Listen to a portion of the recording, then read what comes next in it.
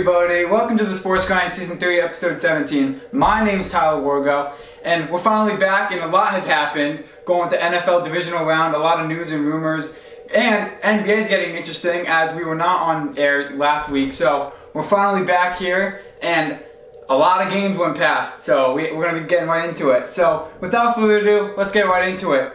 Bengals moved on after defeating the Titans 19-16 in Nashville. Now, I'm not shocked, obviously. I mean, I kind of said this before, and I'll say it again. Tannehill is not playoff worthy. Obviously, Joe Burrow, he completely is a way better quarterback than he is. And Tannehill gave up 3 interceptions and 1 touchdown. And mostly, the key factor of this game was the defense for both sides. The Titans obviously had a really good defensive end, and going with the Bengals defensive end, Titans defense sacked Burrow 8 times, which, considering how good Burrow is, that was very surprising. And obviously, he still got the win, considering all those sacks, which is really good props to Joe Burrow in the Bengals. Now, the Bengals defense also did really well with the intercepting. They intercepted 3 throws that Tannehill threw. And yeah, like I said, Tannehill, I mean, he can't handle the Bengals defense, going with the Bengals team in general. So yeah, definitely I'm not shocked. Now, let's look at the kicker for the Bengals, Evan McPherson. He has not missed a field goal yet these playoffs, making 4 out of 4 field goals with 13 points. I mean, obviously, that's really good. Going with the games that he recently had, like the Raiders, he still did not miss all of his field goal punts. So, kudos to Evan McPherson. And going forward, the Bengals, they're really confident facing the Chiefs this Sunday. 49ers pulled a stupefying win against the Packers, 13-10. And I want to talk about this first. They beat the Cowboys, and now they beat the Packers. I mean, that is obviously something to show right there. I am absolutely very surprised, and I'm upset too because I am not a 49er fan, considering that they kind of knocked out the Saints in some way, and now they're going all the way to the NFC Championship facing the Rams. I am absolutely stunned by seeing it. But, you know, love it or hate it, the 49ers defense is carrying the rest of the team. Going with their cornerbacks, safeties, they're all doing really well. So, and with that being said, yes, they are the best in the league, no doubt. But can the 49ers offense make an impact going up against the Rams this Sunday? We'll see. But now, let's look at the 49ers offense. This is what really stands out to me. Garoppolo had no touchdowns that game, and giving up 1 interception. And his running back, Deebo Samuels, had 39 yards with a 3.9 average and no touchdown. I mean, I'm just shocked. And the defense, the defense really stopped A.J. Dillon and Aaron Rodgers going for the running yards. They really stopped them right there. But besides that, the defense for the 49ers was the reason why they got the win. And that's why we saw less scoring that game for the Packers. But as for the Packers, A.J. Dillon had 25 yards with a 3.6 average and 1 touchdown. I mean, A.J. Dillon, I talked about him before, ever since Devontae Adams went on the injured reserve, A.J. Dillon has really stepped up to the plate and really helped Aaron Rodgers, and he really was doing that this past Sunday.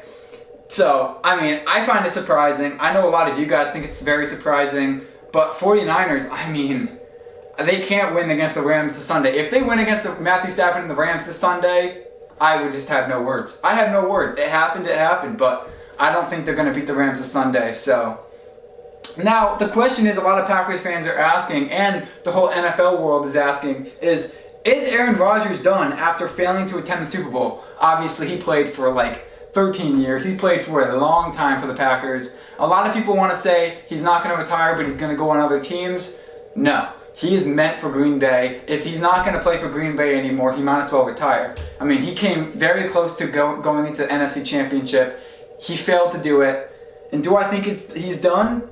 I mean, yeah, it's kind of in between right now. People think he's going to retire. Some people think he's going to get traded. But I think if he was going to get retired, if he was going to leave Green Bay, it's to stay off football for good. So we'll definitely see right there. But, I mean, personally, I think he's done, considering that he played 13 years. You know, he's been injured a lot. He's been in and out of the game. But, yes, certainly I think Aaron Rodgers still, I think he's always going to be with Green Bay. Now, the Rams eliminated the Buccaneers in Tampa Bay, which I'm not shocked. Obviously, it was a very close game, 30-27. The game ended in a field goal kick. the Buccaneers could have won if they put a stop towards the ball in the fourth quarter. Tom Brady did really well. Going with Leonard Fournette, obviously Antonio Brown is not in the mix, and Mike Evans didn't really get that much yards in. So look at Leonard Fournette. He did so good for the Buccaneers. And now for the Rams, I mean, I think we knew it all along they're going to beat the Buccaneers. Tom Brady, yeah, he makes it to the Super Bowl all the time. Finally, it's something new. Not the Buccaneers. Not the Buccaneers year, finally, considering that Tom Brady already won a title. But let's look at Matthew Stafford. He has 366 yards with 2 touchdowns. That is absolutely amazing right there. Matthew Stafford, ever since he left Detroit, he's just put on a clinic for LA. He is for LA. You know, I say this again, a lot of people think this. Ever since he got the contract to be on the Rams, he signed up to be in the Super Bowl. He signed up with the Rams to give him the title. He didn't sign up to lose in the playoffs. I think this is Matthew Stafford's year, and I think going forward for the Rams, it could be the Rams' year next year. I mean, Matthew Stafford is really putting on a clinic. Going with Cooper Kupp, I mean, obviously the chemistry between Stafford and Kupp is amazing. Cooper Kupp had 183 yards with a 20.3 average and 1 touchdown. Cooper Kupp, he's just the guy to look at. Really good running back for the Rams. But the man of the game, believe it or not, is not on the Rams side. It's on the Buccaneers side. Leonard Fournette, I did talk about him. 51 yards, 3.9 average, and 2 touchdowns. I mean, Leonard Fournette, obviously, this guy came out of nowhere. We kind of looked at Mike Evans and Gregory Bernard as being, you know, the top scorers and the top running back and the wide receivers for the Buccaneers. But if you really look at Fournette, I think he's up there for being one of the best on the team, considering that they lost some players like Brown. Now, yes, they could have won, but I definitely think it was the Rams game. So now we move over to the Chiefs, putting an end to the Bills, 36-42. This game is very shocking and very upsetting. I know a lot of Buffalo fans are very upset, and I'm upset too. I mean, the Chiefs, they're just that good of a team. We've seen them in the Super Bowl before. We've seen them go really far in the playoffs, and finally, they're showing up now, heading into the AFC Championship. Both teams are very consistent when it came to total yards in the passing game. I think both teams played really well. Very high-scoring game, as what we would expect. But every year, the Bills, they have something to work on, and that's to beat the Chiefs in the playoffs.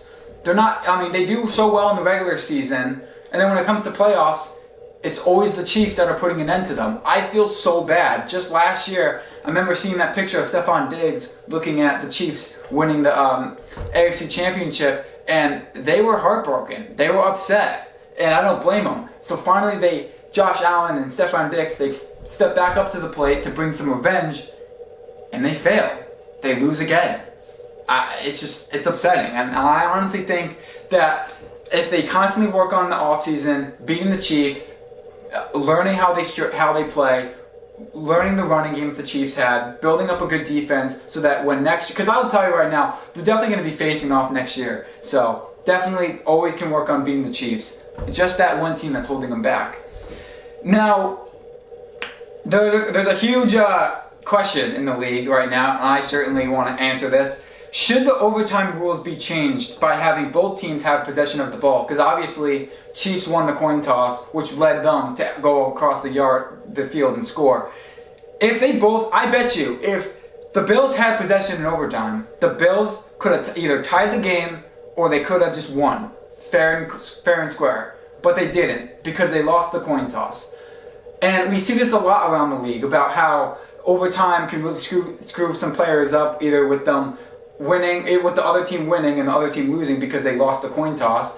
But yeah, I definitely think if both teams had possession of the ball, it would have either been tied or the Bills could have won. That's that. No doubt they could have won. With the first news and rumors going on in the NFL is honestly something that I really want to speak on, and that is the Saints head coach Sean Peyton is retiring.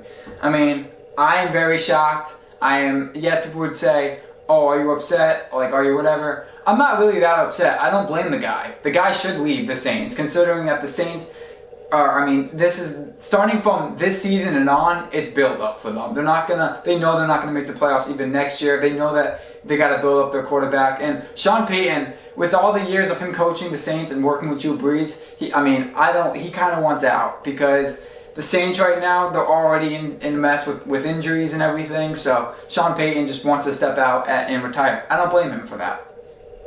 People said that he's going to be on different teams like the Cowboys after the Cowboys are going to get rid of McCarthy. But no, I definitely think Sean Payton's just going to retire in general. I don't think he's going to play with any team. And I don't blame him. So now another question is, who else will retire? Is Tom Brady. People are saying that Tom Brady's going to retire. I mean, after winning so many Super Bowls and failing to get the Buccaneers to this Super Bowl, he wants out. I mean, a lot of these new quarterbacks like Matthew Stafford and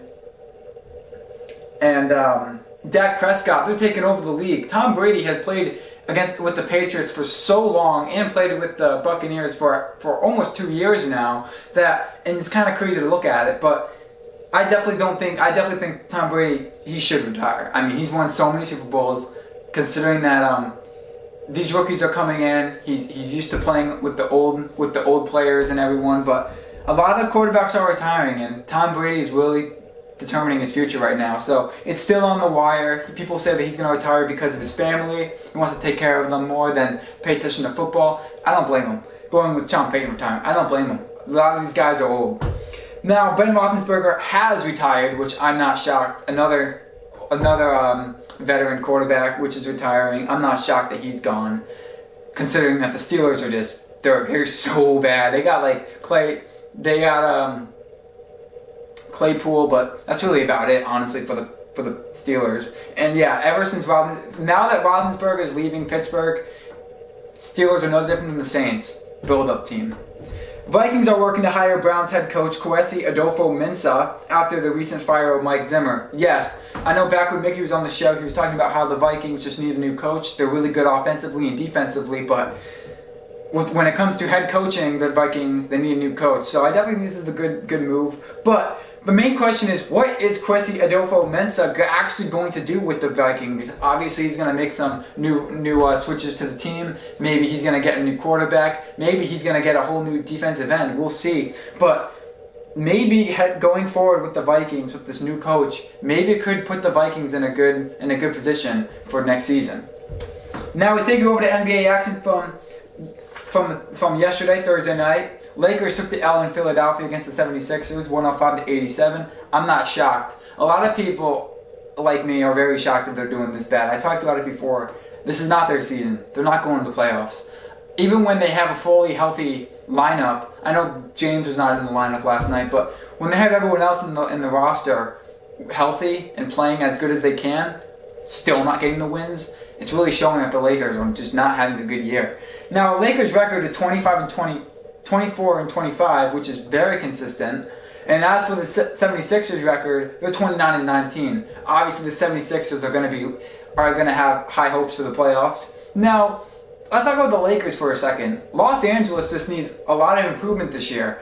Possibly, yes, as we know, not going to attend the playoffs. They just need a lot of improvement. Obviously, Carmelo Anthony, he is a really good addition to the team, but he's just still not getting the points that he needs. All he's really doing for the team is helping with the assists and rebounds.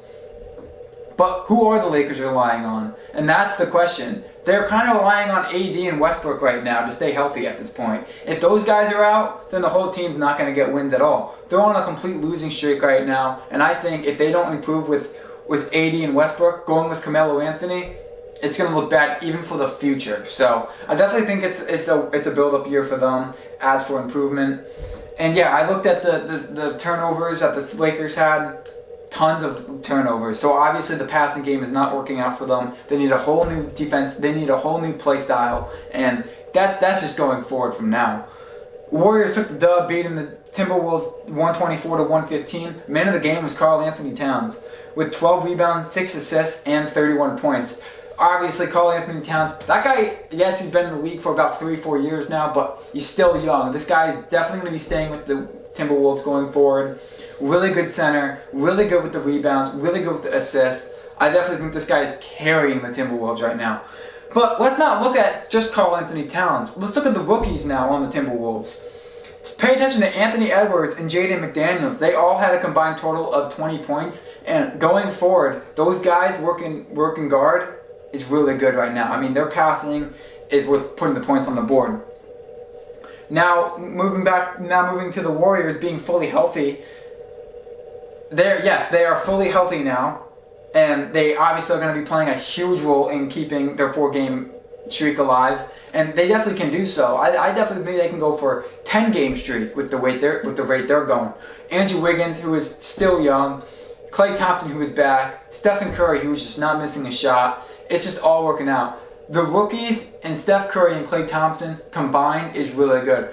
And I'm shocked because, yeah, their roster is fully healthy, but they're missing Draymond Green still. And even without him, they're on like a record of 21-13, which is absolutely amazing. Now the question is in the NBA world is, what's the best in the league? What team is the best in the league? The Warriors or the Suns? I had to debate this one with myself. A lot of people would say the Warriors, but quite frankly, it's the Phoenix Suns. The Phoenix Suns are absolutely on a tear right now. Chris Paul and Devin Booker going with their new rookie center is overtopping the Warriors by far. I definitely think the Warriors and Suns will be facing off in the coming playoffs. And yeah, I think those two teams are the teams to look at. Going with the Utah Jazz, but the Utah Jazz actually lost a couple games, so it's really about Warriors or Suns at this point. So it's getting really interesting for sports. As we'll come back with you guys next week with the winners of the AFC and NFC championship, and NBA is getting near a month away from the playoffs. So without further ado, my name is Tyler Wargo, and thank you guys for tuning into the Sports Grind Season 3, Episode 17.